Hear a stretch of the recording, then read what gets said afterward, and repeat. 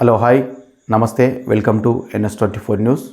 ఈరోజు social media open చేయగానే స్త్రీల మీద దాడులు, హత్య చేయడం మనకు కనబడుతూ ఉన్నది.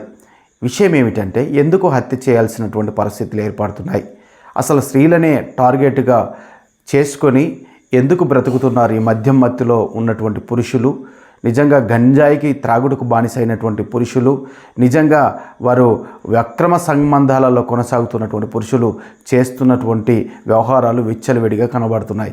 ఎందుకు ఇలాగ చేయాల్సినటువంటి అవసరం వచ్చింది అంటే స్త్రీలు మొట్టమొదటిగా ఓపికతో ఉంటున్నారు. నిజంగా వారు కనుక కన్ను తెరిచి ప్రశ్నించడము, ఎదురుదాడి చేయడము కనుక ప్రారంభిస్తే పురుషుడు ఎక్కడుంటాడో తెలియదు. అసలు మనం ఈ వీడియో చూద్దాం.